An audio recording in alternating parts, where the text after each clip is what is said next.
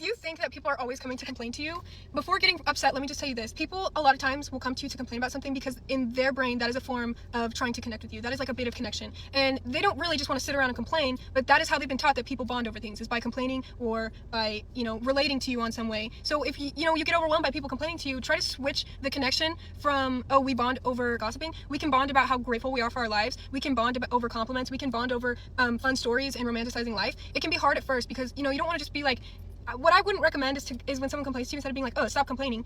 A lot of times people truly are just like, they need human connection and they're not trying to bring you down. A lot of times they just like, that's how they've been shown that people connect. And it's true, that is a lot of times how people, form relationships, is when they have a common enemy or, a relatable struggle. But you can switch that to when you're around someone, you guys are always talking about the good things that happen.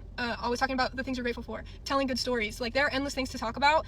Try to not have the point of conversation be complaining, because it unconsciously trains your mind that this person is associated with lack and discomfort and things to complain about struggle. So you don't want to be that person that goes up and complains to people all the time.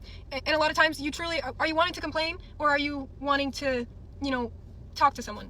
Sometimes you need to look at that. And it's okay if there's something really frustrating going on. It is okay to talk about it. I'm not saying to build up your feelings and never speak about the things. You still need to feel your feelings and work through things if they're hard. But like things that you don't need to be complaining about, just you should just try to stop doing that, because your life will be 10 times better when you stop complaining. When you stop saying, thinking, and identifying with someone who has things to complain about, you will always be the kind of person who has things to complain about, versus if you're the kind of person who just naturally assumes things works out for them. So I hope this helps. Don't try to use complaining as a form of connection with other people. There's many other ways to talk to people, and it doesn't have to be centered around lack and struggle. So I hope this helps.